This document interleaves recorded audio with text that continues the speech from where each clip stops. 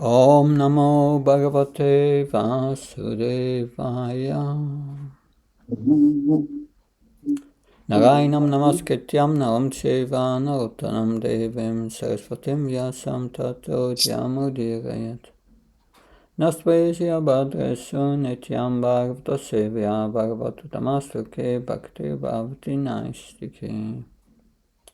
So we are continue reading the 10th Canto, chapter 27, and we heard Indra, who came with Surabhi from the Goloka planet in Svarga. He came to offer prayers to Krishna, because he felt he had to surrender to Krishna because he was afraid otherwise to become punished. And after offering these beautiful prayers, Lord Krishna spoke in a low voice and this is the second verse here is speaking, text 16. So can someone read the translation in the purple? Yes, Prabhu. I am reading. A man blinded by intoxication with his power and opulence cannot see me nearby with the rod of punishment in my hand. If I desire his real welfare, I drag him down from his materially fortunate position. Purport. One may argue God should desire everyone's real welfare. Therefore, why should Lord Krishna state in this verse that he removes the intoxicating opulence of one who is about to receive his mercy, rather than simply stating that he will remove everyone's opulence and bless everyone? On the other hand, we may point out that irrevocable death occurs for everyone, and thus Lord Krishna does take away everyone's opulence and everyone's false pride. However, if we apply the Lord's statement to events within one's immediate life before death, we may refer to Krishna's statement in Bhagavad Gita, Ye yadhamam prapajyante tam stadhava bhaitamyam. As people surrender to me, I reward them accordingly. Lord Krishna desires everyone's welfare.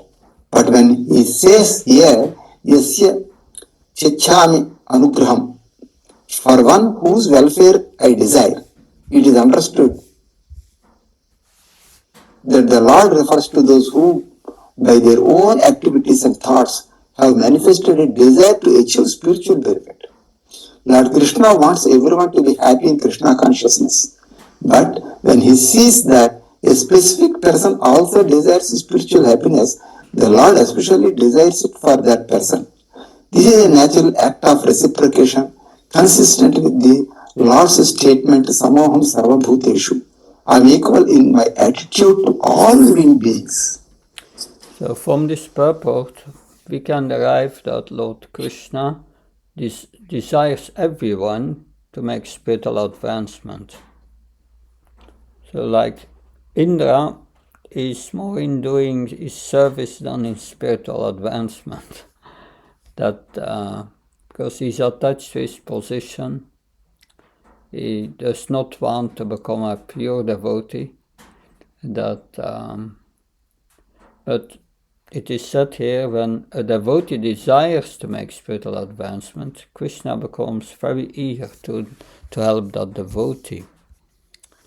That Sanatana Goswami says, a person blinded with the intoxication of wealth does not know the punishment in the form of time. That's interesting.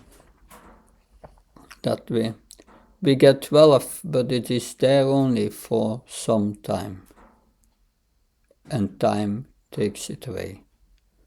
So the person is blinded, becomes attached to wealth, but what's the use of, as an eternal soul, to become attached to something temporary, which can only be perceived by the body? It is very temporary. Text 17. So, can someone read, please? Yes, Prabhu. Indra, you may go now. Execute my order and remain in your appointed position as King of Heaven. But be sober without false pride. Purport. Lord Krishna here addresses Indra in the plural form, Va, because this grave instruction was meant to be a lesson for all the demigods. So, yeah, it's a lesson for all the demigods. Which demigods are meant here? That it said all the demigods. Of course, Krishna wanted also, refers also to Vayu, who was helping, assisting Indra by moving the clouds, and other demigods. But it's for all demigods that they are easily prone to this intoxication of pride, because they have so much power and they think I'm the doer, it's my power. Vishwanath Chakravarti Thakur says, this indicates other devatas like Varuna, the god of the water, who is mentioned in the 28th chapter, were also included in his order. That we will hear about Varuna in the next chapter today, when Varuna takes away Nanda Maharaj. So the Lord did not promise here that Indra would be afflicted by pride again. That is because later Indra would show pride when Krishna stole the Parijata flower. The price would be necessary for carrying out that pastime. Okay. Text 18. Can someone read the translation and the purport? Mother Surabhi, along with her progeny, the cows, then offered her obeisances to Lord Krishna. Respectfully requesting his attention, the gentle lady addressed the Supreme Personality of Godhead, who was present before her as a cowherd boy. Purport. The statement here that the heavenly cow Surabhi approached Lord Krishna along with her progeny, Swa Santanai, is a reference to the transcendental cows who play with Lord Krishna in Vrindavana. Although Lord Krishna's cows are transcendental, the heavenly cow Surabhi affectionately saw them, as indeed Lord Krishna himself did, as related to her. Since Lord Krishna was appearing in the form of a cowherd boy, the whole situation was quite congenial, and Surabhi took the opportunity to offer the following prayers. Yes, now the comment of Vishwanath Chakravarti Thakur, though the offspring of Surabhi from Svarga are material, she thought of the spiritual cows of Vraj as her own offspring, though they were offspring of the spiritual Surabhi. So that's the point. Most residents of Vrindavan, they are Nitya Siddhis, they are coming from Golok, and also the cows come from Golok. So they were spiritual cows. And Surabhi is from the Goloka planet in Svarga, the material planet. So she was thinking, they are my offspring, they are the same cows as I. So similarly, though Krishna is actually coming from the dynasty of the spiritual moon, the material moon often thinks of Krishna as her offspring, because Krishna is born in the moon dynasty. Good. That text 19. Okay.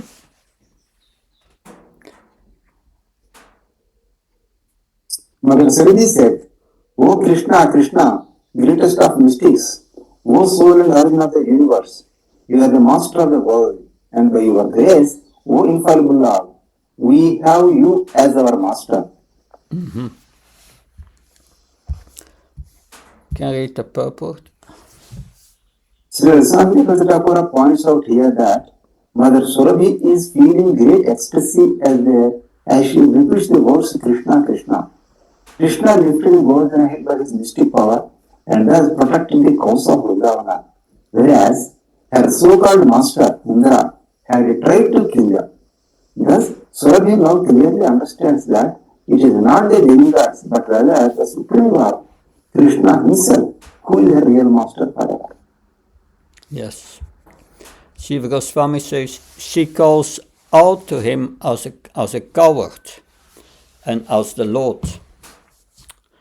That by these two forms, as an extraordinary master, you make us satisfied completely. Calling him Krishna, she recognizes him as a coward. She says his name twice because of intense taste. She calls to him as the Lord, with O Lord manifesting all powers of yoga like anima. O root of objects in the material and spiritual universes, O cause of the universe. She then informs him that she is happy with what has been accomplished. We are protected by you, the protector of the worlds. Okay. This is from Sanatana Goswami. We have a master in you alone. Brahma is not our master. Why? Because you are the master of all jivas or beings. Since others are destructible, they cannot be our master.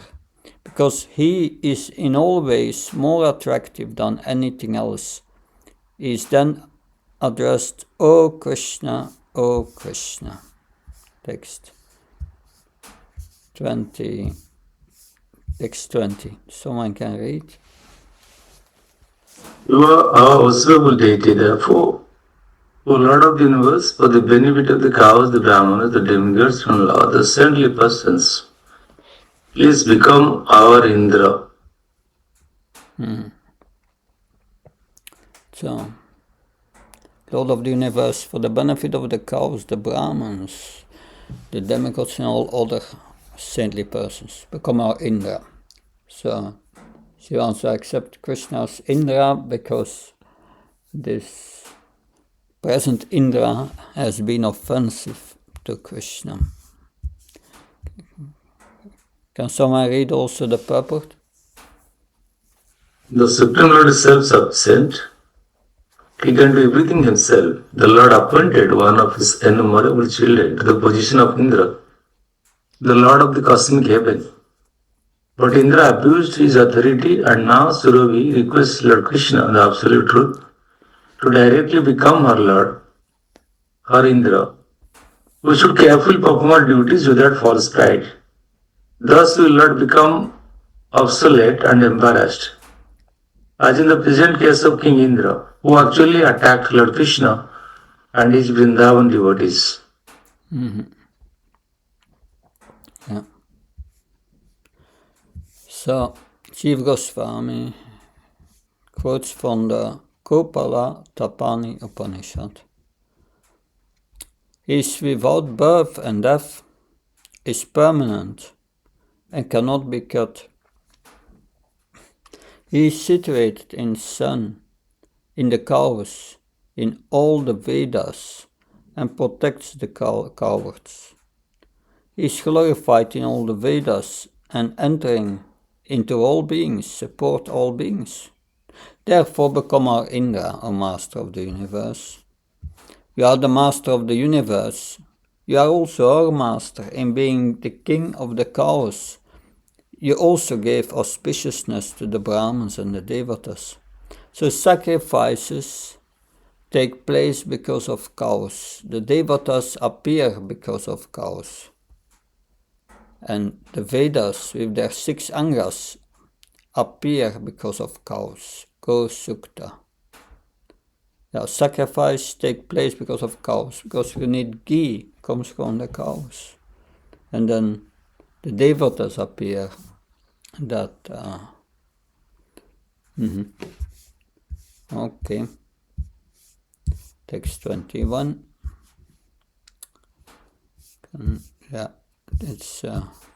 Can someone read the translation and the purport?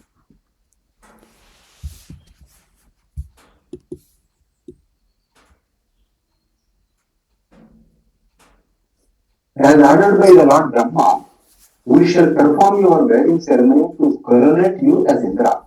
O soul of the universe, you descend to this world to relieve the burden of the earth. Purport.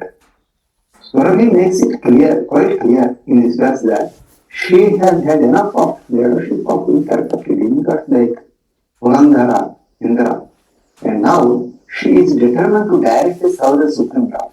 Since Brahma has ordered her attempt to coronate Lord Krishna as her personal Lord is authorized by Hajira Dharmi. Moreover, Lord Krishna himself comes down to the earth to relieve the burden of self-destructive Indian administration, and thus it is perfectly consistent with the Lord's own purpose that he become the Lord of Swargi. Since the Lord rules millions of universes, he can certainly take care of Mother Swargi. In fact, Swargi wanted to make it a Lord for her own purification, and she instantly makes her proposal to Viswatma, the soul of the universe, Sri Krishna. So she came on the order of Brahma to do this Abhishek that we will learn about this Abhishek that Vishwasaravarti Thakur has nice comment. As you are Indra, we will install you in the role of Indra with Abhishek. By whose order do you want to do this? Krishna replies, Is it some independent desire? Sarabi says, it has been ordered by Brahma. So when Brahma was afflicted with fear and went to Brahma and explained everything, Brahma, remembering his previous offense, fearfully thinking, gave me this order. O Surabi, you are very dear to the Lord who protects your offspring. Therefore you should go to Krishna, the ocean of mercy, and get Indra forgiven for his offense, and perform Abhishek, installing him as Indra for the cows. Indra for the cows, the king of the cows. Therefore,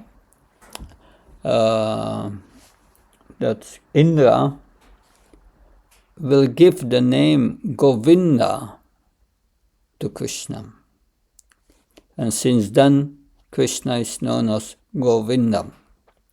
So what is the benefit of this Abhishek for becoming Indra of the cows to you, whose heart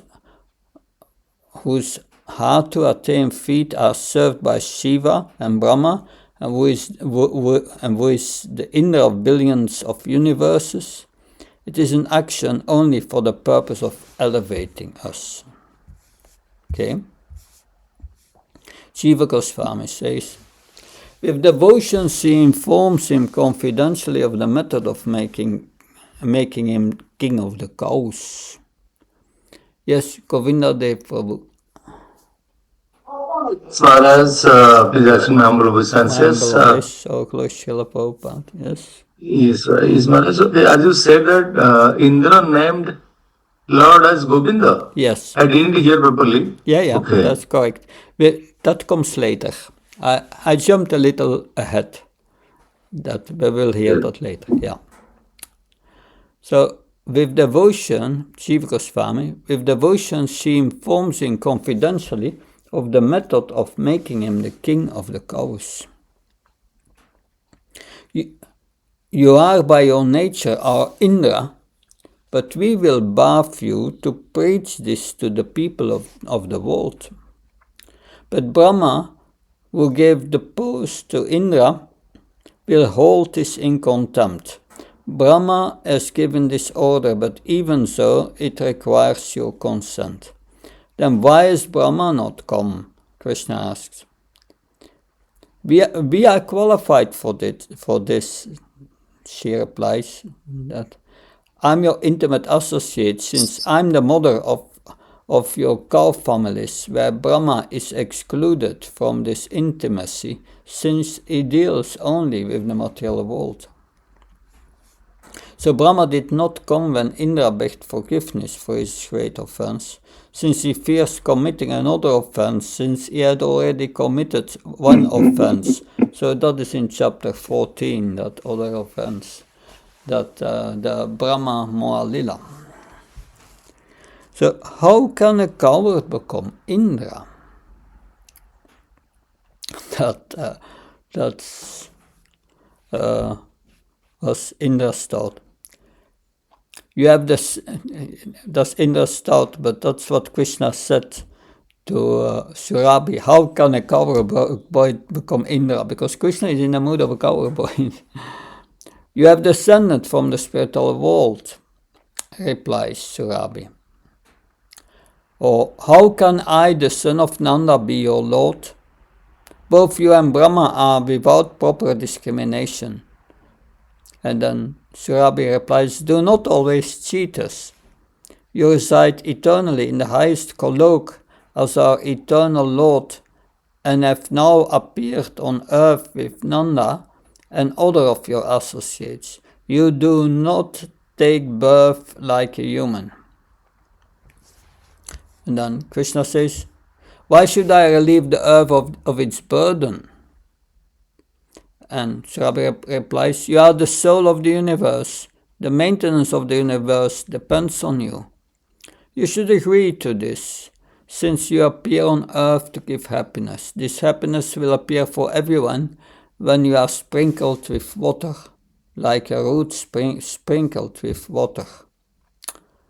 So just as the branches and twigs are satisfied by watering the roots, and just as the senses are satisfied by nourishing the life air, by worshipping the Supreme Lord, that all worship is accomplished. All other worship is accomplished. This is from Bhagavatam, the famous verse 4:31-14. No, 27. Can someone read a translation?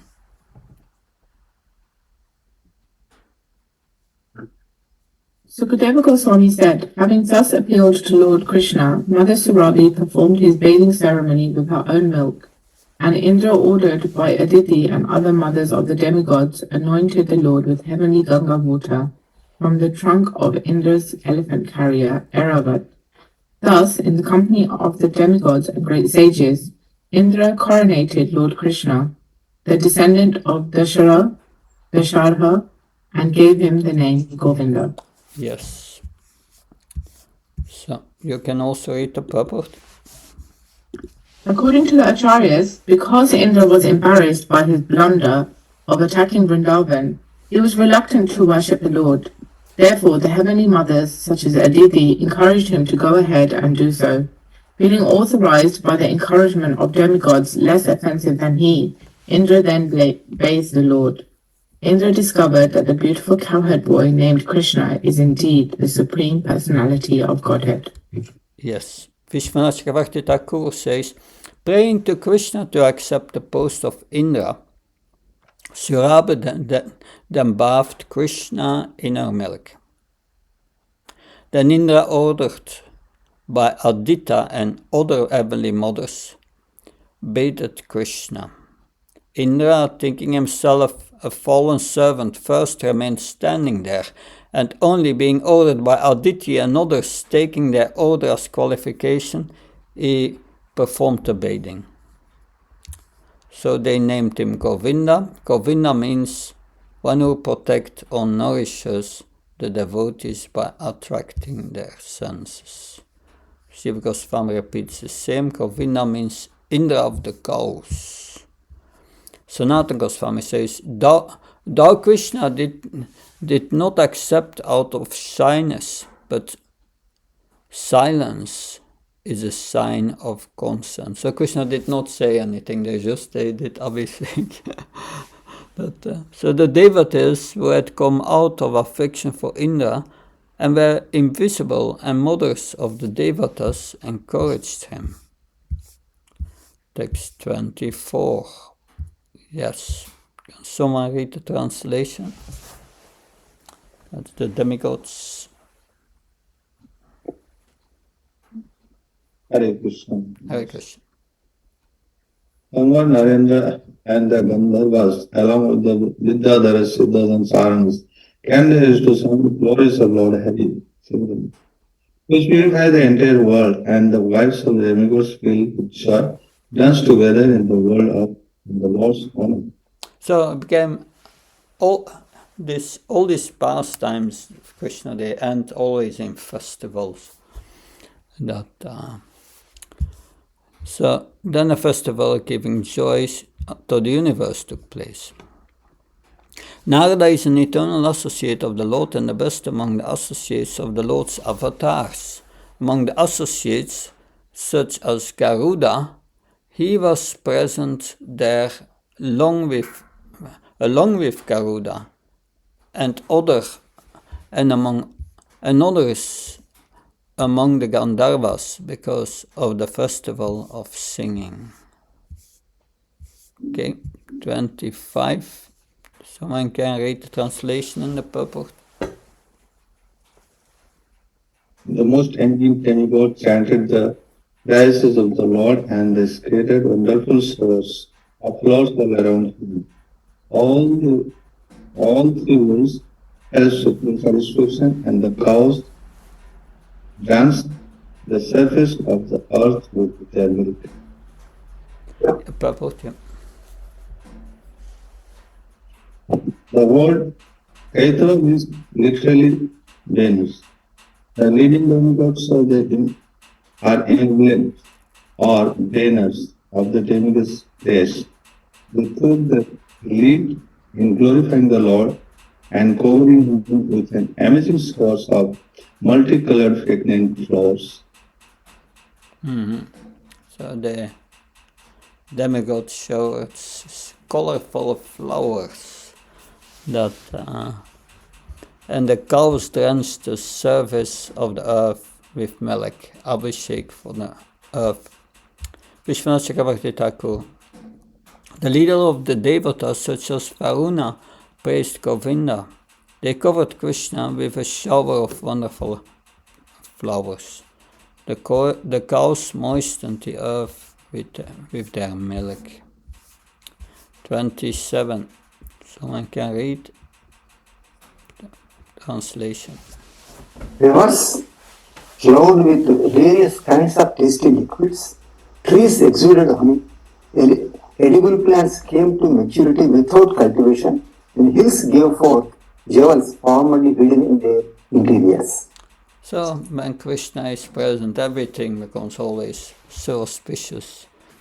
All the trees want to give their flowers, their fruits, that the hills give gems and jewels.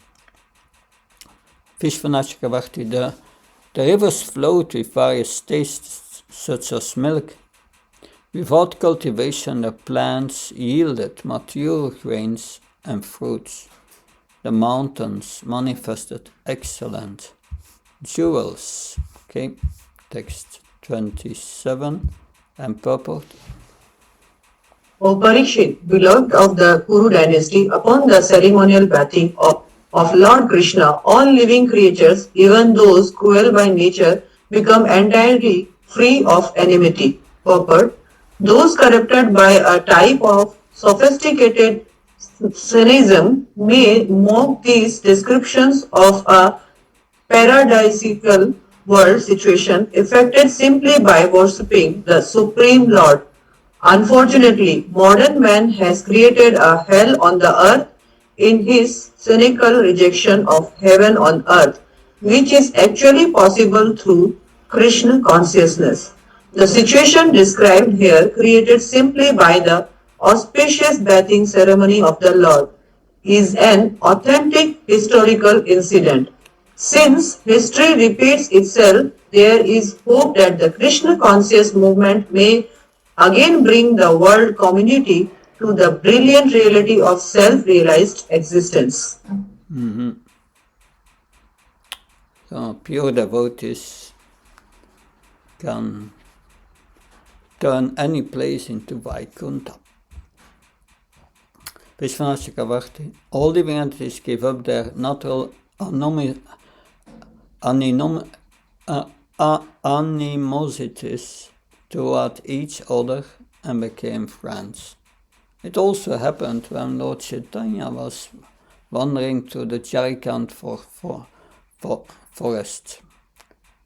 The tigers and the deer embraced each other. Shiv Goswami. Not only good qualities appeared, but bad qualities were destroyed. Those creatures, famous for innate cruelty by their natures, or violent with each other, such as snakes and mongooses, all became friends, just as when Krishna was born. However, this is always so in Vrindavan. O son of the course, you are also pleased with this, O child. This is said out of great wonder, out of ecstasy of prema, or out of compassion.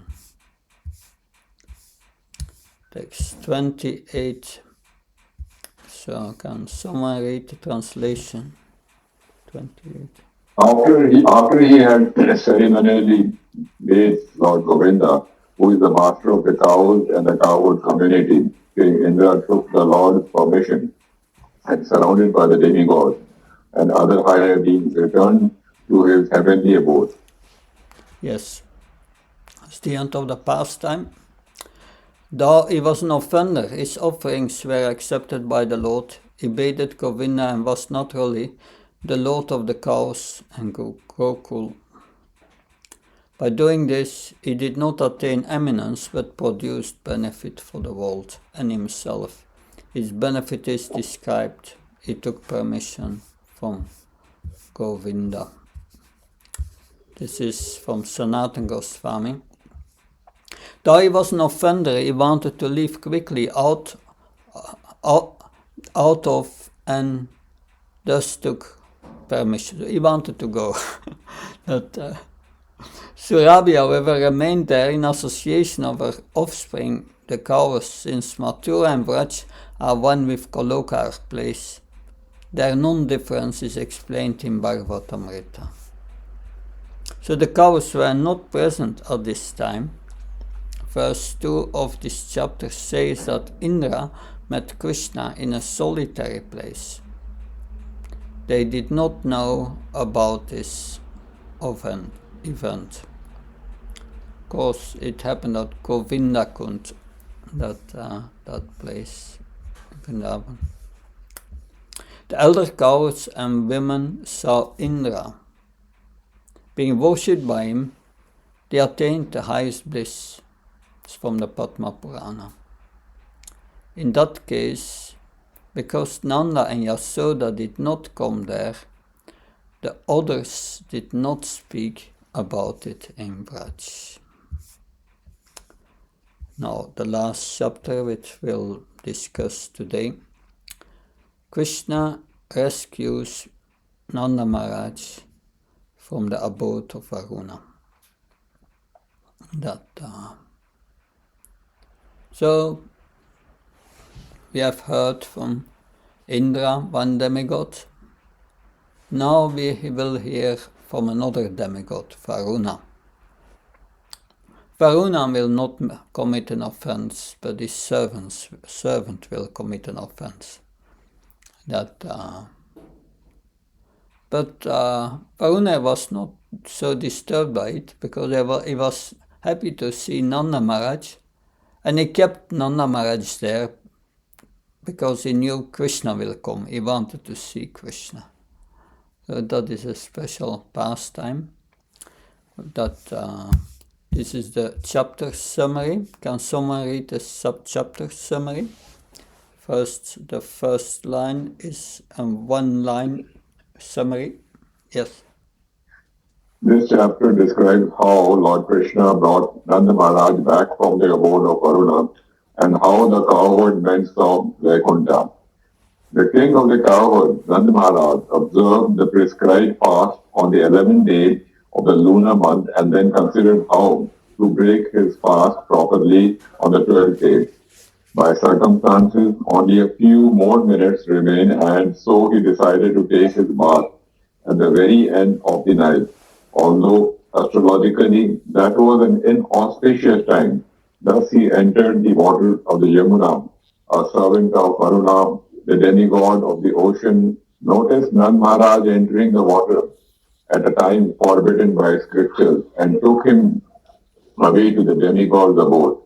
In the early morning, the cowherdmen unsuccessfully searched for Nanda, but Lord Krishna immediately understood the situation and went to see Varuna. Varuna worshipped Krishna with great and variegated festivity. Afterwards, he begged the Lord to forgive his servant for having foolishly arrested the king of the cowherds. Nanda was amazed to see the influence of Shri Krishna exerted in the court of Varunadev, and after returning home, he described the experiences to his friends and relatives. They all thought Krishna must be the supreme personality of Godhead himself and wanted to see his supreme abode. Thereupon, the omniscient personality of Godhead arranged for them to bathe in the same lake where Akura would have his vision of the absolute truth. There, the Lord revealed to the Brahmaloka, which is realized by the great sages in their mystic trance. So Krishna showed them also Vaikuntha and Golok Vrindavan. They were not impressed by Vaikuntha, that and Golok Vrindavan, yeah, that's like here. We will hear more about that. And they think, yeah, Krishna is God at that moment. And they spoke about, yeah, Krishna is God, and a few days, and then they forgot about it. Krishna is my son, Krishna is my friend, he's a coward boy. That text one. Can someone read the first text?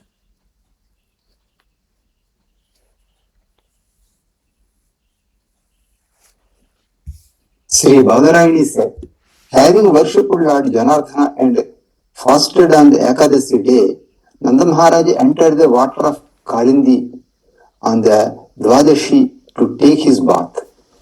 Okay.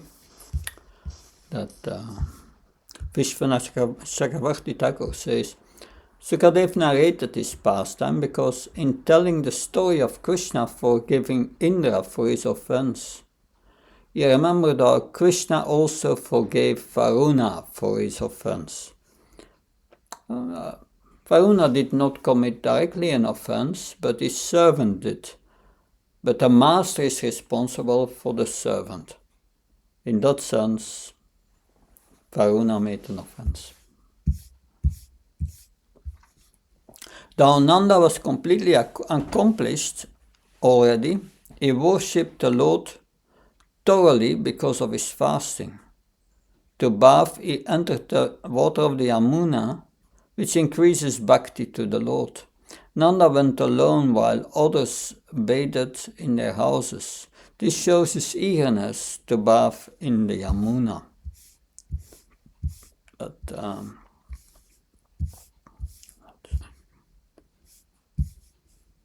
can someone read text 2 and the purport? Because Nanda Maharaj entered the water in the dark of night, disregarding that the time was inauspicious. A demoniac servant of Varun seized him and brought him to his master. Purport: Nanda Maharaj was intent on breaking his fast during the Dwadashi day, of which there remained only a few minutes. Thus he entered the water to bath at an auspicious time before the fast dawn light. The servant of Varun who arrested Nanda Maharaj is stated here to be an Asura or demon for obvious reasons. As the servant was foolishly ignorant of Nanda Maharaj's position as the pastime father of the Supreme Personality of Supreme Absolute Truth. Also, Nanda Maharaj's intention was to carry out the injunctions of scripture. Therefore, Varuna's servants should not have arrested Nanda on the technical grounds that he bathed in the Yamuna at an auspicious time. Later in this chapter, Varun himself will say, Ajanata Namakena Mudena. This was done by my ignorant servant who is a fool. This foolish servant did not understand the position of Krishna and Nanda Maharaj or devotional service to the Lord. In conclusion, it is clear that Lord Krishna wanted to give his personal audience to Varun and simultaneously accomplish other didactic purposes. Thus, this wonderful pastime will now unfold. Lord Krishna wanted to give him his personal audience, but at same time, the pastime is for didactic purposes, means to educate everyone that thus this wonderful pastime will now unfold. And Vishwanath Chakravarti Thakur says, one of Varuna's servants brought Nanda Maharaj to Varuna, because he out of ignorance speculated that Nanda had entered the water at an inauspicious time. But he was wrong. However, since Nanda entered the water according to the rules of scripture, this is explained later. Achyata Mamakena Mudena. So it was not an inauspicious time. So the servant was by his nature not aware of Vaishnava Dharma and is thus called Ashura. The strong demon was suitably protecting the water at the demonic time. Asurim Velam. Since he was Varuna's servant, Varuna was also at fault. Nanda disregarded that time, which was usually forbidding. That text 3. Can someone read translation and purport? O king, not seeing Nanda Maharaja, the cowherd man loudly cried out, O Krishna, O Rama. Lord Krishna heard their cries and understood that his father had been captured by Varuna. Therefore, the Almighty Lord, who makes his devotees fearless, went to the court of Varunadeva. Purport. Vishwanath Chakravarti Thakur explains that when Nanda Maharaja went to bathe in the river, he was accompanied by several cowherd men. When Nanda did not come out of the waters, they began to cry out, and Lord Krishna immediately came there. Understand the situation. Sri Krishna entered the water and went to the court of the demigod Varuna, determined to free his father and other cowherd men from fear of a mere demigod. Yeah. Vishwanath Chakravarti Thakur says, other cowherd men had accompanied Nanda Maharaj as guards when he went to take his bath at night. Lord Krishna was sleeping on his bed of flowers far off. He heard the cowherd man shouting, Krishna, Rama. The word Upashutya indicates that he heard from close by, because Krishna pervades all places, and in this way is close to everyone, very near. He could understand that his father had been taken by Varuna. Quickly approaching the cowherd man, he asked where his father had sunk in the water. Finding the place, he jumped from the bank into the river and approached Varuna tat antikam. He is called Svanam Abhayada, relieving the fear of his associates, because later, by taking his father from Varuna and returning, he relieved the fear of his relatives. Yes. This is Sanatan Goswami. Though he could by his will alone deliver Nanda from the demon, in order to give benefit to Varuna by his great mercy, he entered the water on the pretext of delivering Nanda. So he knew Varuna wanted to see me. Okay, text 4, please. Seeing that the Lord Rishikesh had arrived, the demigods Varun worshipped him with elaborate offerings. Varun was in a state of great jubilation upon seeing the Lord, and he spoke as follows. Yes, we will hear the words of Varuna, that he worshipped him with elaborate offerings. Let's see what the Acharyas say on this worship. Shiva Goswami, Varuna understood that Krishna, who thou the inspiration to the senses, is generally invisible to the senses, had come very near to him, Praptam. It is understood that when Varuna approached him, he worshipped Krishna to his ability, and thus his role as protector of the planets was fulfilled. The reason of worship was his great bliss on seeing Krishna. The following should be said. Previously, Krishna had been angry at Varuna's wicked servant.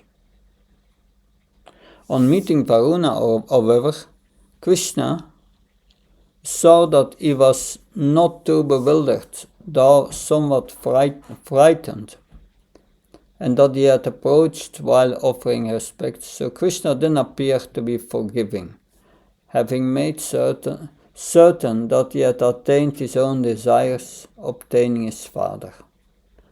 Then Varuna became joyful on seeing him, and then began to worship him with articles and praises, did puja. This is Sanatana Goswami. His great bliss indicates his great devotion. This means he brought Nanda there in order to see Krishna. It would have been improper to go to Krishna in Braj and worship him elaborately. He also derived special happiness from seeing Krishna in his own house. It is hinted here that his words would be excellent. Text 5 and purport, yeah. Next one. Srila Varuna said, "Now my body has fulfilled its function. Indeed, now the goal of my life is achieved, O Lord. Those who accept your lotus feet, O personality of Godhead, can transcend the path of material existence." So he offers prayers that now the goal of my life is achieved. That those who accept your lotus feet, they can transcend birth, death, old age, and disease, become transcendental. You can also read the purport. Yes. Varuna ecstatically exclaims here that since he has now seen the infinitely gorgeous body of Lord Krishna, the trouble of assuming a material body has now been supremely justified. Indeed, the Ardha, the goal or real value of Varuna's life, has now been achieved. Because Lord Krishna's form is transcendental, those who accept his lotus feet go beyond the boundary of material existence. And thus, only the spiritually unaware would presume that the Lord's lotus feet are material. Yes. Srila Vishwanath Chakravarti Thakur. All the thousands of bodies which I have received till now have been useless, because in all those lives I did not see you. That's Varuna speaking. Today my body has become successful. That is the indication of the word nibritta. Ni for nitaram, complete or successful, and britta for accepting the body. Today I have understood what is most valuable. Though I possess all jewels, I have not obtained such a jewel as you yet. Those who worship your lotus feet cross the ocean of material life. Advam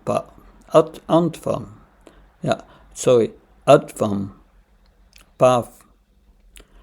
I have without effort attained your darshan. How fortunate I am. The Gopis always also said it's the perfection of the eyes to see Krishna. And here Varuna says it's the perfection of this body to see you. Good. Text 6. Translation and purport. My obeisance is unto you, the Supreme Personality of Godhead, the Absolute Truth, the Supreme Soul, within whom there is no trace of illusory energy which orchestrates the creation of this world. The word Shruya there is significant here. Shruti or Vedic literature consists of authorized statements made by the Lord himself or his entitled representatives. Thus neither the Lord nor recognized spiritual authorities would ever say that within the Absolute Truth, the personality of Godhead, there is a fault of illusion. Srila Sridhar Swami points out that the word Brahmane here indicates the Lord is full in himself, and that the term Paramatmane indicates he is the controller of all living entities.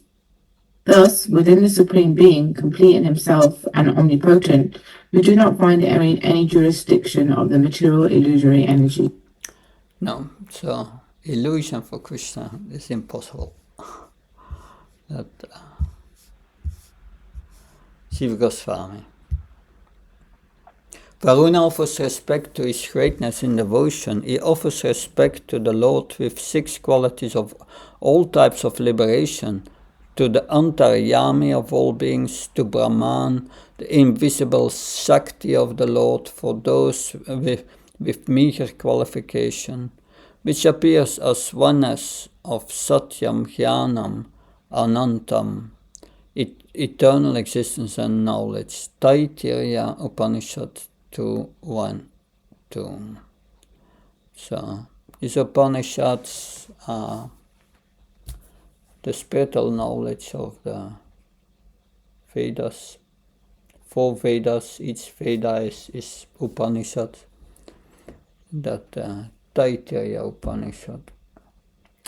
The form of the Lord is not Maya, since Maya produces body for the jivas, but has no power over you. So, Krishna's body is not made of material energy. Sanatana Goswami. Worshippers of the Supreme Lord, Parabrahman or Paramatma, attain Vaikuntha, very rare to attain by realization, but I'm just a coward boy. But you are Bhagavan, Paramatma and Brahman. So it's Krishna say, you say these prayers, but I'm just a coward boy. And Varuna replied, no, you are Bhagavan, Paramatma and Bhagavan. Vedantas tatvavitas tatvam jnanam atvaram prameti paramatmeti Bhagavan iti sapyate. That's from the first canto. The form of the Lord is not Maya, since Maya produces bodies for the jivas, but has no power over you. Now, Varuna continues. Can someone read translation, purport? Your father, who is sitting here, was brought to me by a foolish, ignorant servant of mine who did not understand his proper duty. Therefore, please forgive us. Yeah, so the purport?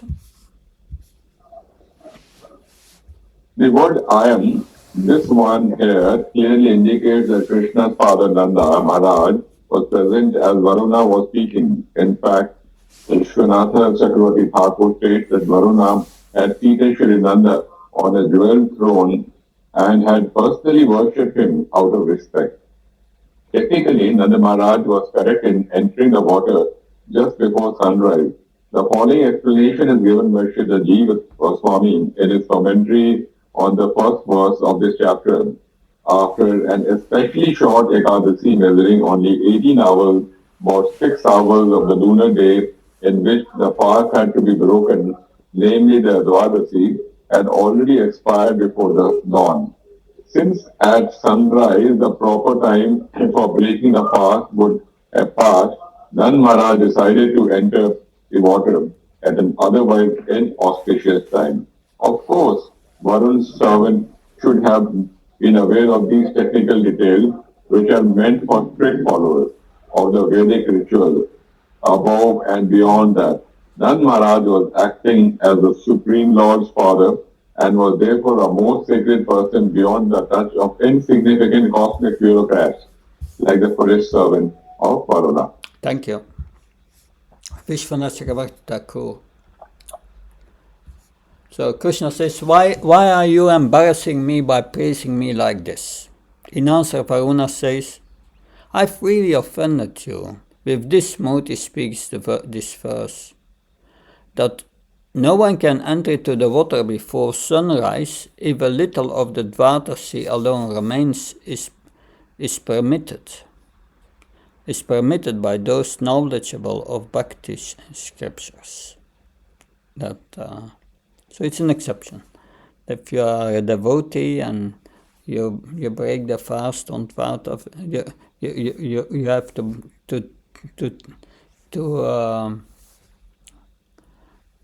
take your bath, then you can bath in the river like the Yamuna before the sunrise. That's in the Bhakti scriptures. Vishwanath Chakravarti Thakur says. So one of my servants, not knowing this, took your father away and committed a great offense. The offense of my servant is also my offense. This fool does not know what is to be done. Karyavedin, your father brought by my servant is here. Pointing with his hands, he showed Nanda seated on a jewel throne, worshipped by Varuna himself. His father was engaged in remembering his own worshipful deity, Krishna. So you are the ocean of forgiveness, but because I'm the ocean of offense, you can punish me suitably if you wish. So that's the god of the ocean. So this is Shiva Goswami. This is your father. Varuna points to his father nearby, kept safely in his house. He protected him in his house because he was Krishna's father. It was at Nandam Samokshati Bayat Varunasya Pashat. He will deliver Nanda from the ropes of fear of Varuna. This means that Varuna did not bind him with ropes, but that Krishna freed Nanda Maharaj from the ropes of fear. That interesting. Now, next text.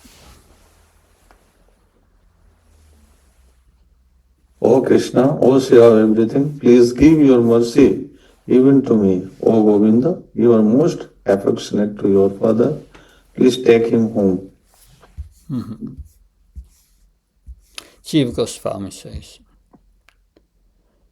taking Krishna to his house, Varuna showed Krishna his father. He addressed Krishna as Govinda. He said, you were most merciful in accepting the bathing ceremony as Govinda by Indra, a great offender. O Krishna, affectionate to your father.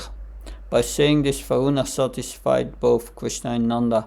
This also indicates, I recognized him as your father and kept him here in the hope that I would have the good fortune of your coming. Now we have the commentary of Sanatana Goswami. It says, here is your father, Esha Pita, just in front. Therefore do not be angry, since you are devoted to your father. Take him and go. Please take him quickly home, since the time of breaking fast is almost over. So there is a deep meaning to the phrase affectionate to your father. because Krishna had affection for his father, he should come to Varuna's place for his father. Then in his house Varuna could see him and worship him freely. Thinking in this way, Varuna had brought Nanda here and put him in his house with devotion. My wish has been fulfilled. Now you can take him. Now, this is Sukadev Goswami speaking. Can someone read? Sukadeva Goswami said, thus satisfied by the Lord Varuna, Sri Krishna, the Supreme Person of Godhead, Lord of Lords, took his father and returned home, where their relatives were overjoyed to see him. Purport. In this pastime, Lord Krishna gives a sublime demonstration of his position as the Supreme Lord of all Lords. Varuna, the demigod of the seas, is most powerful, yet he was happy to worship even Lord Krishna's father. What to speak of Krishna himself? Yes. Vishwanatha Bharti said, he returned home with Nanda. It is understood that he returned before the sun had yet risen. So, that Sanatana Goswami, Krishna is omniscient, Bhagavan, and knew that actually Varuna had not made offense. In fact, he did it with a desire to see me. He considered also that his father had suffered and had fear. So he showed special bhakti for his father, and since he is the father of Krishna, he had no fear of suffering by his very nature. Taking his hand, he returned home. His friends, the people of Vraj, experienced continual rivers of happiness. So the Lord was pleased. This indicates that compared to Indra's offense, Varuna's offense was little, since he wanted to see the Lord and worship him. In relation to Indra, it is not mentioned that the Lord was pleased, but here he was pleased. Being pleased after someone commits a great offense is not possible. Thus, Krishna returned home pleased because of Varuna's bhakti.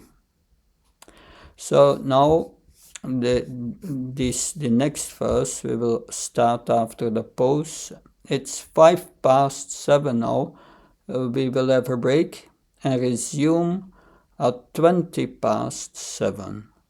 That in 50 minutes from now, and then we will end this pastime, read the last 8 verses, and we will see here from the Vrajavasis who are wondering again who is Krishna. Hare Krishna. So we can continue. We will now hear the reactions of the residents of Vrindavan on the news of the rescue of Nanda Maharaj by Lord Krishna. And we start recording here. Okay. Recording in progress. So can someone read text 10, please? Nanda Maharaj had been astonished to see for the first time the great opulence of Varuna, the ruler of the ocean planet, and also to see how Varuna and his servants had offered such humble respect to Krishna. Nanda described all of this to his fellow cowherdmen. Yes. So Vishwanatha Chakravarti Thakur says, Nanda saw the great opulence, Mahodayam, of Varuna, which was astonishing to the senses, and the respect given to Krishna and Varuna, and other devas protecting the planet, Lokapalas. Tesham is a plural form indicating not only Varuna, but others as well. Nanda, being astonished, spoke to the coward man. After breaking the fast before the Dvatasi Tithi ended and sitting comfortably, he began to speak. Shiva Goswami. Seeing respect given to Krishna By Varuna and his associates, Nanda was astonished. This was because of Nanda's absorption in Krishna's sweet human pastimes, and not because he was impressed by Krishna's powers. This is the conclusion. Prema for Krishna is the cause of all excellence, which the cowards possessed, and not wealth. So that was their wealth, this prema. So the cowards will show they depend only on Krishna. Sanatana Goswami. Satisfying the desires of the devatas, his devotees, has been described. Now satisfying the devotees of Vraj is described. First he satisfies the cowards and then the gopis. So further. So Nanda was astonished because such devotion was not possible for the cowards. Therefore he spoke to, so Varuna worshipped Krishna with bhakti, but it was another kind of bhakti, not the bhakti of the Vrajavasis who see Krishna as their son, as their friend, and so on. No, it was in our reference, that bhakti. So therefore he spoke to relatives like Upananda about the wealth and worship, all what they had seen there. Now, text 11 and purport. Someone can read? Hearing about Krishna's pastimes with Varuna, the cowherd men considered that Krishna must be the Supreme Lord, and their minds, O king, were filled with eagerness. They thought, will the Supreme Lord bestow upon us his transcendental abode? Okay. So they were thinking Krishna is the Supreme Lord. So now they wanted Krishna to show them the spiritual world. Purport. The cowherd men were filled with excitement upon hearing how Krishna had gone to the abode of Varuna to rescue his father. Suddenly realizing that they were in fact dealing with Supreme Personality of Godhead, they joyfully conjectured among themselves about their auspicious destination after finishing their present life. Yes, Vishwanath Chakravarti. The coward men, understanding that Krishna was the Supreme Lord, eagerly began to wonder if Krishna would take them to that place which is the goal of those who worship him, Svagatim, beyond the material realm, Sukshmam, to Brahman and Vaikuntha. O Nanda, previously you explained that Garga had said that Krishna was like Narayan, but not that he was identical to Narayan. Now you have concluded that he is God by directly seeing Varuna praising him. We think you should fulfill the desires of your friends in the material world, because your son, who is also the son of our brother, the son of our sister, the son of our daughter, is the Supreme Lord. We have affection for him, and he has affection for us. So Krishna then said, O coward man, please take whatever you desires from the Supreme Lord. One of them said, we should take liberation. Another said, let us be residents of Vaikuntha. Every coward man had a different desire, but there would be no weakening of their relationship with Krishna because of seeing him as God. That was the case of Vasudeva, the father, and Arjuna. So Vasudeva, when Krishna appeared before them with his four-armed form, they came in our reference. The intendency of their prema, the motherly and fatherly affection went down. And Arjuna, also in the 11th chapter of the Bhagavad Gita, when Krishna shows his universal forms, he becomes in our reference, and he's forgetting his Sakya ras for a while. his relationship as friend with Krishna. So Vasudev said, "You two are not my sons, but the Supreme Lord. Today I surrender to your lotus feet." That's in one of the later chapters. When the gopis meet Krishna at Kurukshetra in that chapter, that Arjuna said, "Please forgive me for whatever I spoke, thinking you as a friend." Shiva Goswami. Though they were eternal associates, the cowards thought of themselves as friends of Nanda because of prema. Therefore they became excited. A devata like Varuna had such magnificence. What then can be the magnificence of the cowards, who is a master of the devatas? So Krishna, the master of the devatas. Sanatana Goswami. The cowards by nature were overcome with prema, O king. Even overcome with prema, such persons think like this out of curiosity. Out of curiosity. Or they were overcome with curiosity. Autsukya dhiyaha. Since they were cowards, gopa, absorbed in various pleasures, like Krishna. Sometimes a child ornamented with priceless gems asked for pieces of glass out of curiosity. The father, out of affection, gives it. So they wanted to see this place out of curiosity. Or will he not take us to Golok above Vaikuntha? So text 12.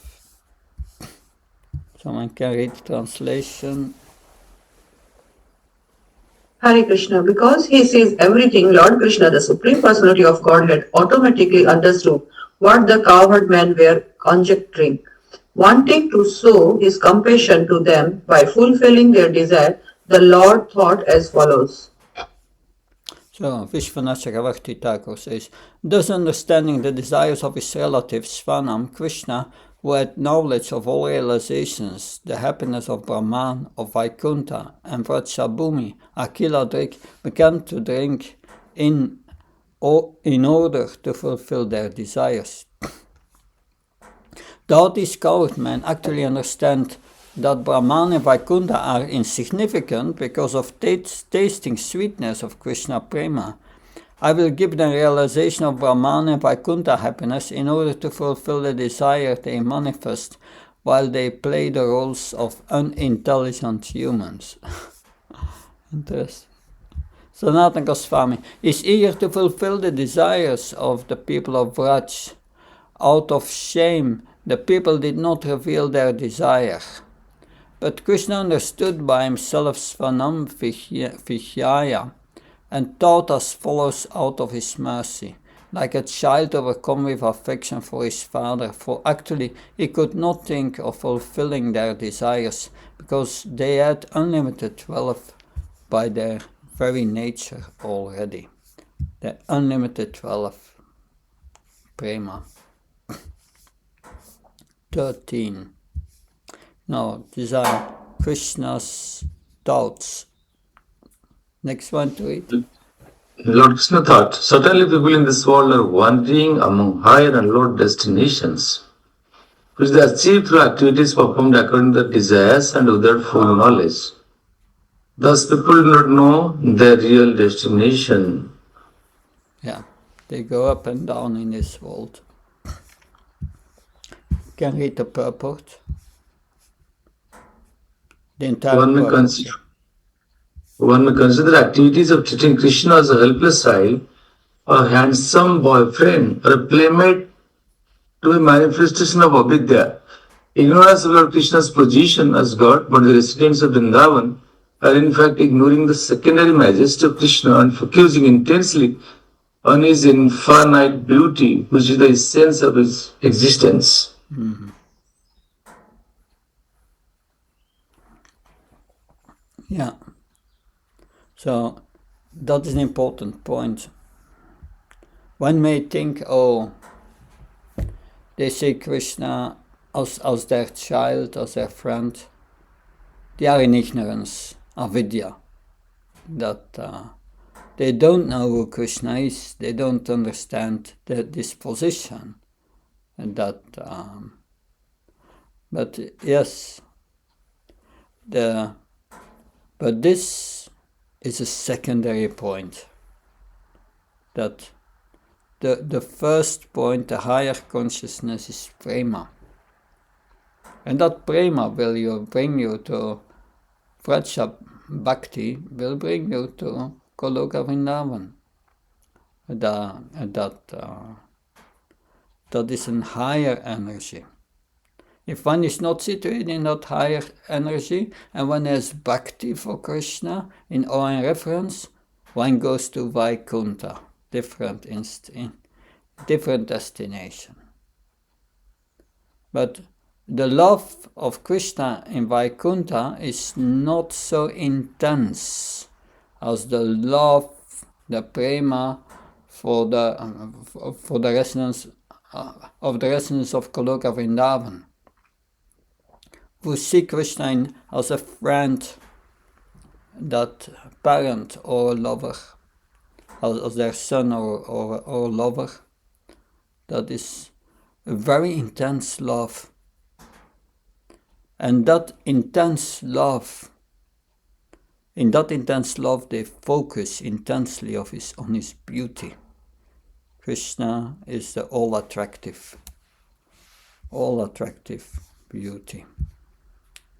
So a pious, law-abiding citizen sees a policeman as a friend and well-wisher, whereas a criminal sees him as a threatening symbol of punishment.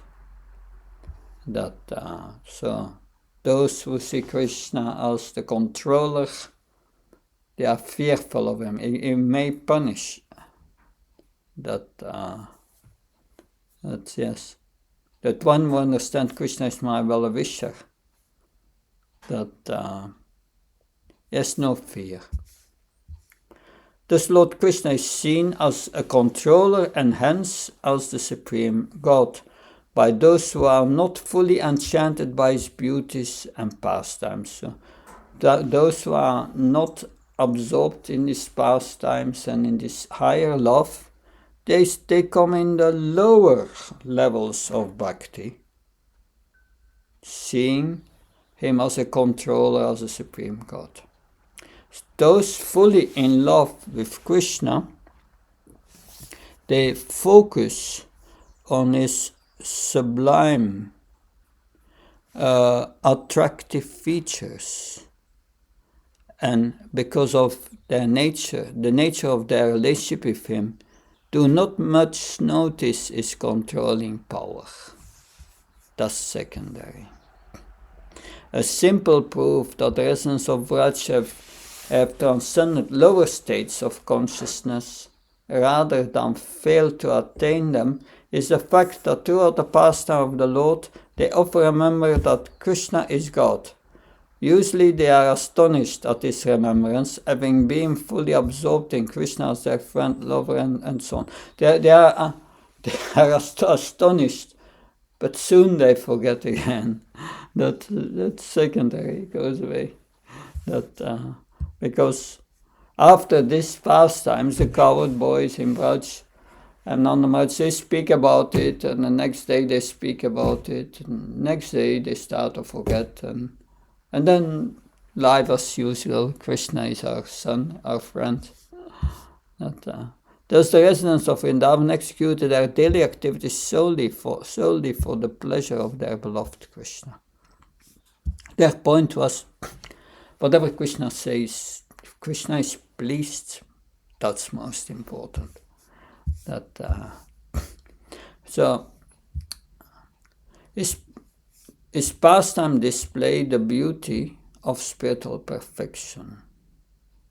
Somehow it seemed relevant and hence interesting to the conditioned souls of this world.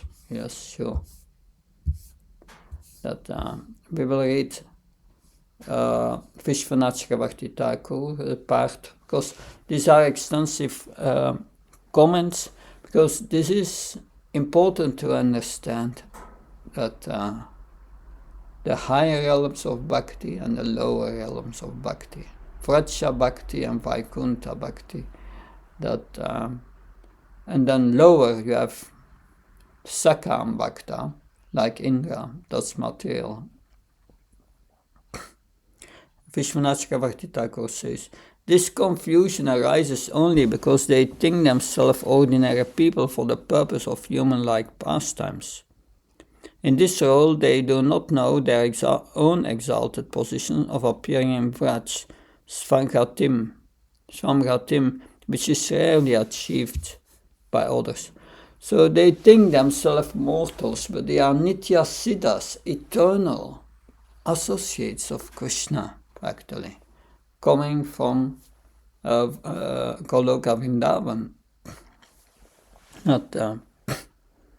So when my father saw the opulence of Varuna, which is material, he then considered this Vrindavan to be lower than the planet of Varuna, even though it is the essence of Vaikuntha, just like a foolish person on seeing an inferior pearl will be astonished as its form and luster, and think the valuable pearl to be inferior. So Nanda Maharaj saw this opulence of Varuna. I was thinking this is much higher than that we are. We are just coward boys, that mortals, that but there the greatest treasure which Varuna did not have is Krishna Prema, that which is full of ecstatic love for Krishna, an ecstatic experience, a happiness which Varuna could not even dream of. So liberation and Vaikuntha are both dependent on me. I'm not dependent on them, but it is seen in some circumstances that I'm dependent on Prema. Though it is evident to all, they do not recognize it. So when the universe becomes invisible at the time of devastation, only the infinite, eternal, non-material Vaikuntha remains, spreading its rays of blissful Brahman. Thus, though Vrindavan is superior to both Brahman and Vaikuntha, the coward man desires to attain the experience of mukti and Vaikuntha only because they had not seen them with their eyes. So it was out curiosity. The inhabitants of Vraj are Nitya Siddha, so eternal associates of Krishna, and they are in love with Krishna in various relationships of love, and are not affected by ignorance, lust or karma. Those gopis who regarded Krishna as their son could no longer be subject to the ignorance of material life. Brahma says, what can you give to these inhabitants of Vraj who do not accept the position of liberation or even Vaikuntha if you offer it? Because when the coward boys, when they saw Vaikuntha, they were thinking, yeah, it's offered all in reference, very nice. That, but yeah, if Krishna is hungry, we want to feed him. That the coward boys think, Krishna, we want to play with Krishna. It's not possible in Vaikuntha. So they didn't like Vaikuntha.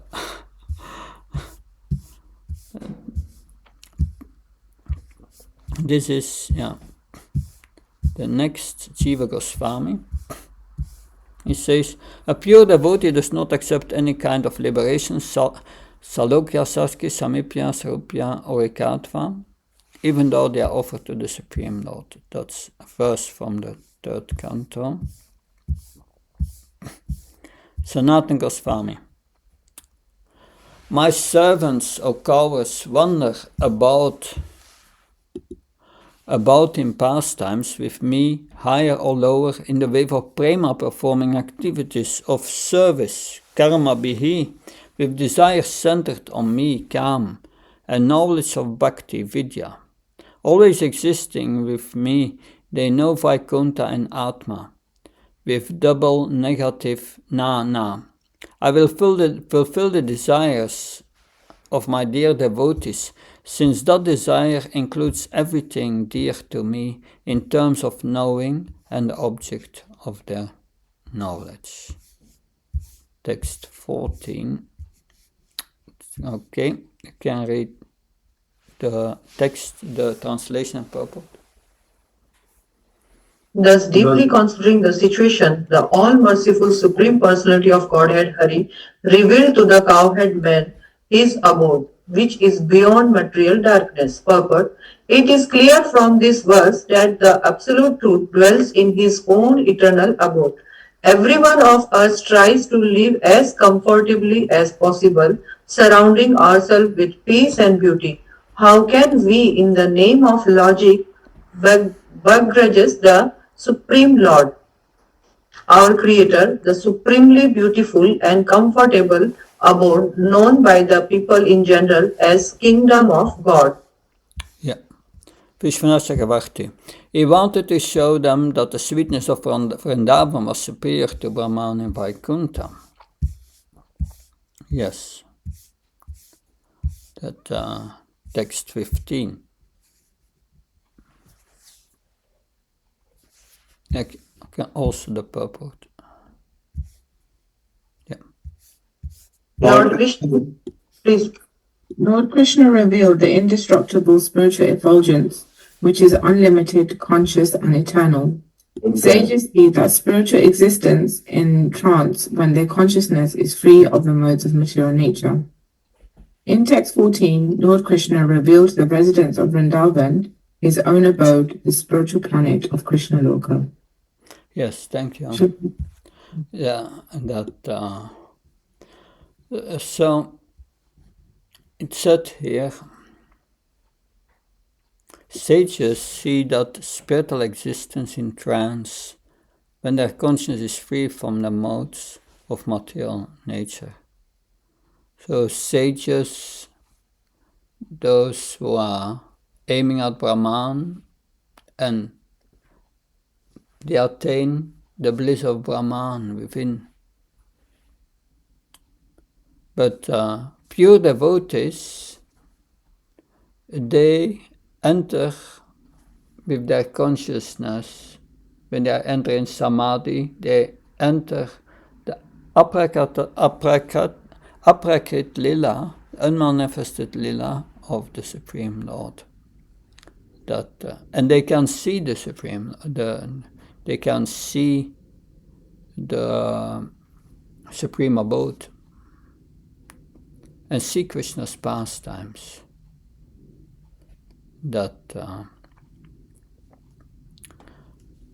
So, yes, you can see further commentaries. Vishwanath Chakravarti Thakur. So here, because it speaks about sages, not devotees, they want to enter into Brahman. So it is said here, thus Krishna showed the Brahma Jyoti, which is beyond the material world, not manifested within this earth planet. So that's the first thing Krishna shows. The form of Bhagavan, however, is much more sweet than Brahma Svarup. Thus the form of Bhagavan is also all-pervading. It appears limited in a form of medium size. Though free from the 6 transformations, it seems to undergo birth, maturity, decline, and though free from the faults of disturbance, it seems to undergo hunger and thirst, sweat, fear, illusion, and to receive blows in battle. This is because he has unlimited, inconceivable energies. That's how Krishna appears. But it's not like us. It's not like us. What is object beyond Prakriti? it's described in general terms. He showed a place superior to the material world of Brahma. Higher than Brahma is the Brahma Jyoti, or Satyaloka is higher is the Brahman effulgence. Because this form is beyond the gunas, that form of eternal knowledge and bliss is accomplished as Brahman, or even Atmarams giving up liberation, Agunapyaye, concentrating on bhakti, samahita, seed. The Lord gratified by his worship showed Brahma, Maha, Vaikuntha, to which nothing is superior, which is free of suffering, confusion and fear of offenses, and which is praised by the devatas who constantly see the self. This is a verse of the second canto. In Vaikuntha there is no rajas or tamas, and no sattva mixed with rajas and tamas. There is no influence of time, there is no influence of Maya at all, what to speak of its products such as material elements. In Vaikuntha, the inhabitants are fully dedicated to the Lord and are worshipable by the devas, asuras and devotees.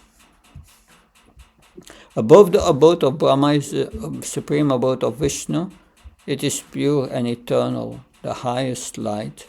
It's called Brahman. These are all quotes of the scriptures. So between Prakriti and the spiritual sky lies the Viraja river. Beyond the Viraja lies the eternal spiritual sky of 3 parts.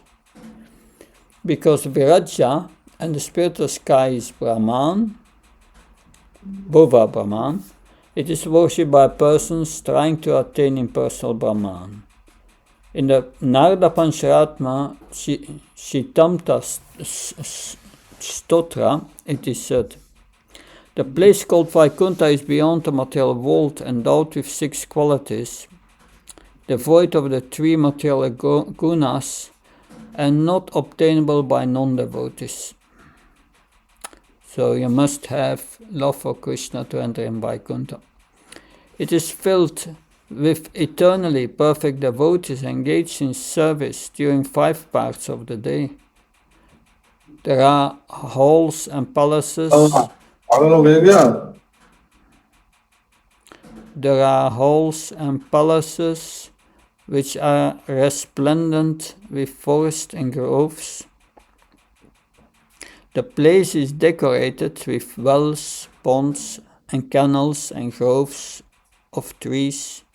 The spiritual place praised by the devotees is as effulgence as 10,000 suns. Yes, that's also in the Bhagavatam, that the planets in the spiritual world, Vaikuntha, are self-effulgence and have the effulgence of 10,000 suns. This place is beyond matter and endowed with 6 qualities, because it is similar to the Lord. There reside Nitya Siddhas, or eternal associates like Garuda. They are engaged in service during 5 parts of the day. So the place is endowed with unlimited qualities and great effulgence. It is difficult to understand, invisible to material eyes, incomparable, supremely blissful, and beyond the senses. This is from the Brahma Purana. The place of living, Avasam, has qualities of the Lord Ananta, or has unlimited qualities. The place cannot be attained by the powers of Brahma and others, or its power is the greatest. It cannot be approached because it is the same as Parabrahman, full of eternity, knowledge and bliss. It cannot be seen by eyes or senses or mind. All quotations from the scriptures. Can someone read text 16 and purport, please? The cowherd men were brought by the Lord Krishna to Balaram brother, made to submerge in the water, and then lifted up from the same vantage point that Akrur saw the spiritual world. The cowherd man saw the planet of the absolute truth. Purport. Purport: the unlimited existence of spiritual light called Brahma Jyoti in text 15 is compared to a lake called Brahma River.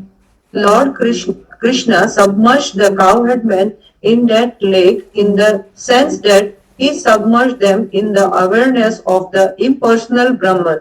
But then, as indicated by the word Uddrita, he lifted them up to a higher understanding that of the personality of Godhead in his own planet. As clearly stated here, Dadrashu Brahmano Lokam. They saw just as Akrur did the transcendental abode of the absolute truth. The evolution of consciousness may be briefly summarized as follows. In ordinary consciousness, we perceive and are attracted to the variety of material things. Rising to the first stage of spiritual consciousness, we transcend material variety and focus instead on the undifferentiated one, which lies behind and gives existence to the many. Finally, rising to Krishna consciousness, we find that the absolute spiritual one contains its own eternal variety. In fact, since this world is a mere shadow of eternal existence, we would expect to find spiritual variety within the one. And indeed, we do find it in the sacred text of Srimad Bhagavatam.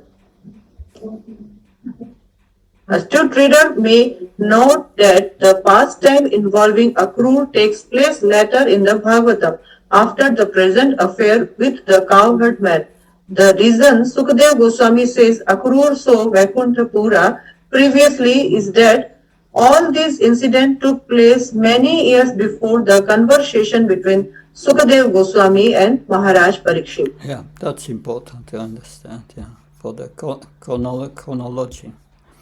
So, Vishwanatha Bhakti Thakur, Krishna gave them realization of Brahman, in which there is no particular awareness as if immersing them in a lake, Radham. He then pulled them out of that realization by his remarkable powers and let them see Vaikuntha Loka. So first Brahman, then he shows Vaikuntha Loka. So the realization of Vaikuntha with prema is superior to the realization of happiness in Brahman with no prema, but superior to the realization of happiness in Vaikuntha with prema is the realization of happiness in Gokul with prema, Shiva Goswami states. Giving details, what they saw is now described. He brought them to that place which is beyond Prakriti Brahman and difficult to enter, like a lake, Radham. The Lord gratified by his worship showed Brahma, Maha, Vaikuntha, to which nothing is superior, which is free of suffering, confusion and fear of offenses, and which is praised by the Devatas who constantly see the self. In Vaikuntha there is no Rajas and no Sattva mixed with Rajas and Tamas. There is no influence of time, there is no influence of Maya at all, but to speak of its products, such as material elements. In Vaikuntha, the inhabitants are fully dedicated to the Lord and are worshipable by the Devas, Asuras and devotees. Sattvancha Mishramna means no material sattva mixed with material rajas and tamas. The Itihasa Samuchaya in the story of Mutkal says, above Brahmaloka is the supreme abode of Vishnu. They know this as Brahma, the eternal light. Urdhvam means a place from which one does not return. In Narada Pancharatra it is said, the place called Vaikuntha is beyond the material world, endowed with 6 qualities, devoid of the 3 material gunas, and not obtainable by non-devotees. The Brahma Purana says that place is endowed with unlimited qualities, great effulgence, difficult to understand, invisible to material eyes, incomparable, supremely blissful, and beyond the senses. The Shruti says, when the world becomes invisible by the Lord, that place which the renounced sages enter shines. Mahanarayana Upanishad 8.6. Sanatana Goswami. The word Sham means certainly, being raised up by Krishna, they saw their Svarupas, Brahman. They were completely absorbed, Mahna. With Krishna as his object, Yatra, Akrura had gone to Brahman previously. This means that Brahman is included within Krishna, being his Amsa. This incident shows the Lord's mercy, power, and pervasion in regards to devotees. They were pulled out by Krishna, since it was not desirable, being an obstacle to the rasa of Vrindavan pastimes. Though they were pulled out of this vision, they saw Vaikuntha full of eternity, knowledge, and bliss, the source of Brahman, without transforming Brahman, because by absorption in it, they saw a manifestation of Krishna alone. But because they played with Krishna and saw Krishna directly, they did not find this too insignificant. So they were not impressed by Vaikuntha.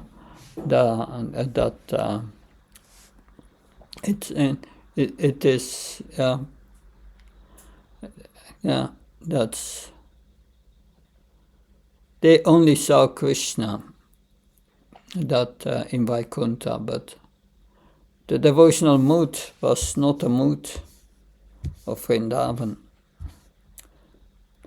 Or brought to the lake Brahman, they saw Vaikuntha Loka. They became absorbed in it. Krishna removed that vision when they lost taste for it and brought them to his place for play. So they didn't get taste for Vaikuntha.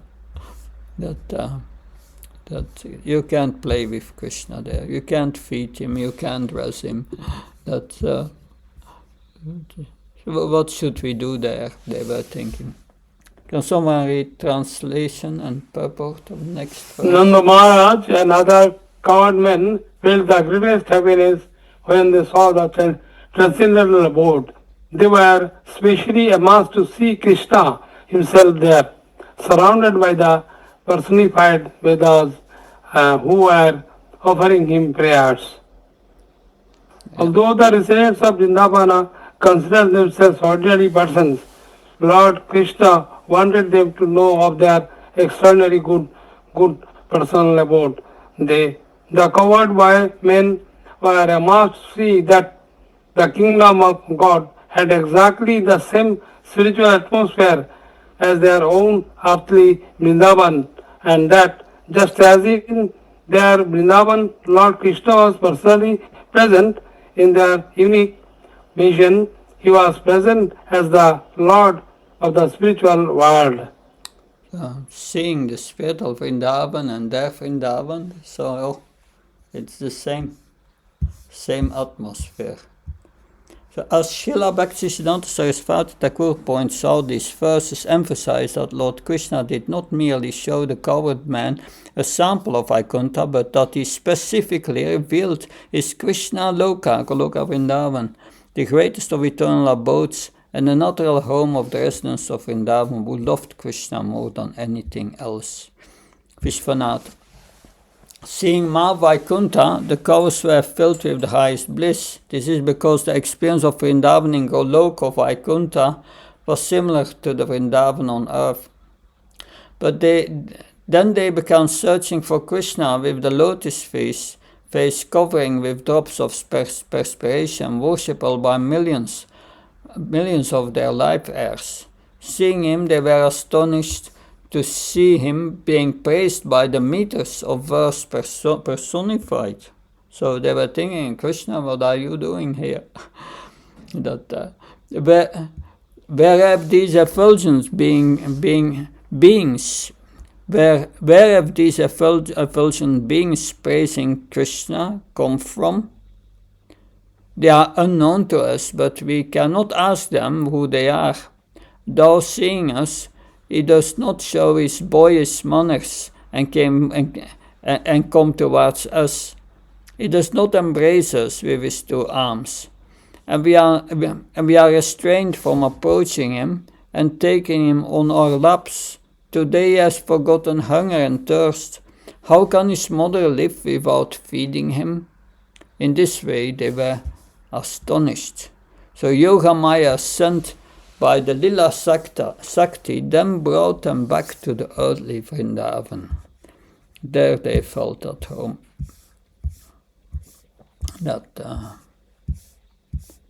Yes. Shiva Goswami. Nanda and the cowards saw more than Akrura and experienced a greater bliss than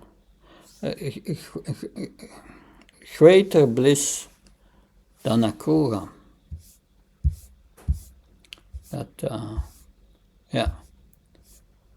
So many quotes from scripture that when you have time you can read them all.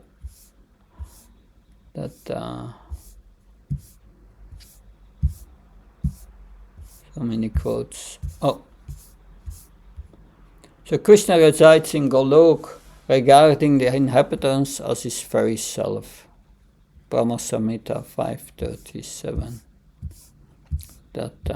So Krishna showed them Golok, a special manifestation of Vrindavan situated here, Aprakat Vrindavan.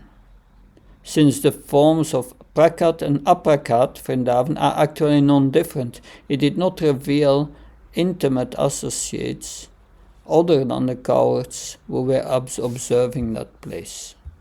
So the Aprakat, unmanifested pastime for us to see with our material eyes as they go on in Goloka Vrindavan, or the Prakrita, the pastimes, the manifest pastimes 5,000 years ago on this earth are non-different. Sanatana Goswami. This verse describes the great joy of the cowards on attaining their desire. Seeing Vaikuntha or Golok, they became unlimitedly spread Nivritaha with the highest happiness, since they now saw his special place that they desired to see. They realized that on his planet everything was dependent on him. They even saw Krishna, since they also saw him at the lake of Brahman, Tatra. They became astonished. Although they saw him being praised by the Veda at the lake of Brahman, seeing him just as previously being praised, but at their sight they became astonished. So yes, this is the end of this pastime. So, any questions, comments? Yes, Maharaj, I am still astonished with the point that Indra named Krishna as Govinda because it was very popular and famous name in Braja Vrindavan. The gopis are addressing Krishna, Hey Kesav, Hey Madhav, Hey Govind. So those are very abundantly prevalent in Vrindavan. So because Indra had named it, might be a subsequent occasion, or thereafter in Vrindavan the Govinda name was Krishna's names are eternal. They are eternal. But Krishna named him Govinda here because it was appropriate that the king of the cows, that the one who gives pleasure to the cows, Govinda. Yes, the name was there before. It was not a name-giving ceremony that Krishna from that moment was called Govinda. No, he was known as Govinda before. His names are eternal. Anything else? That Maharaj, this text, have you shared it with Ramkrishna Prabhu? The text which you are having with all the commentaries? Can we have access to this text? yes, I will send it to what's his name? Ramakrishna Prabhu. Ramakrishna Prabhu. Ramakrishna Prabhu. Yeah. After this ends, I will send it to him, and also the Ananda Vrindavan shampoo. Yeah. That yes. So we learned today about the consciousness of the Vrajavasis and how unique it is, the highest spiritual consciousness. Yes, you want to say something, Satya Vasudev? No. It is very excellent, Prabhu. You have explained this by giving me Swami Thakur, Yoga Swami, Satananda Swami, and your own experience, all these things. We are really grateful to you, and we are indebted to you. But we have to go once again through this total effect and have to assimilate more and more. Yeah. But Lord Krishna will speak more about the Vrajavasis later in the Bhagavatam, in this 10th canto. Very beautiful. Even in the 11th canto, there Krishna speaks the Uddhav Gita and comes to the point of explaining what is beyond liberation. And beyond liberation is this Vraja Bhakti. And he explains how to get Vraja Bhakti. One must accept a spiritual master who has Vraja Bhakti. And then one can, that very beautiful. That, yes, it's an absorption, but by that we start to understand the inner consciousness of these Vrajavasis. And we set our prayojan right. That's our goal. We want to absorb in such a love for Krishna, such a deep love. But to attain this, we must give up all the other attachments. That, yes. It's, we see, we have also learned of Indra. Indra was not qualified to go to Vaikuntha. Therefore he's in Svarga, because he wants to control. He wants to be a devotee and he wants to control. So we know, as long as we want to control and the material energy and be a devotee at the same time, we want to be a devotee and enjoy, then no spiritual advancement. Spiritual advancement comes when we associate with the devotees and discuss these pastimes. That, of course, this is advanced, it's the 10th canto, but in the beginning we need to discuss nectar of instruction together and Bhagavad Gita and try to understand how to make spiritual advancement and then going to the Bhagavatam. But it's important to do it in association of devotees.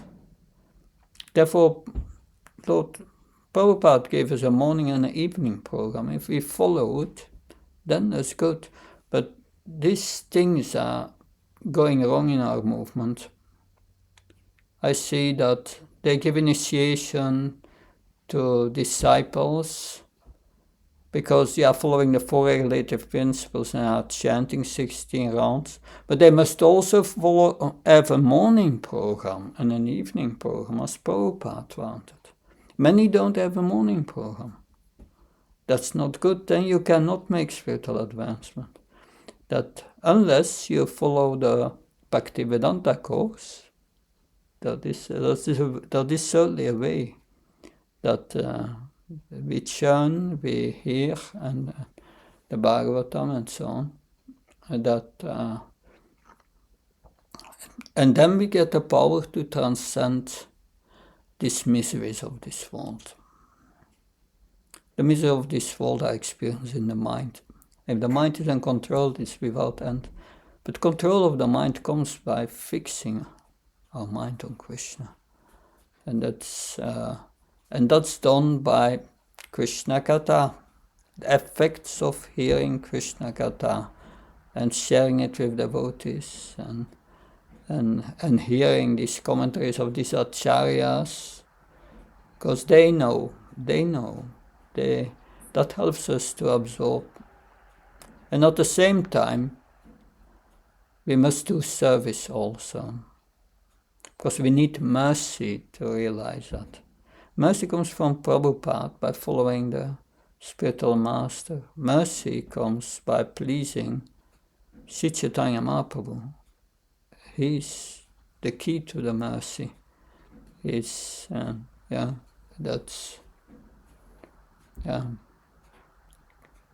Krishna Prema Pradayate, he gives free. Krishna Prema. But we must, and we can receive it if we please Prabhupada and engage in his mission and follow his basic instructions, hearing and discussing Krishna's pastimes. Then we can make spiritual advancement. We have nice temples and so on, but we should also be concerned with the spiritual advancement of the devotees. That's more important. And that's very nice, these courses that see devotees like Jayapataka Maharaj, even in his condition, he was following the Bhaktivedanta course. That's very nice. Good. So I wish you all the best.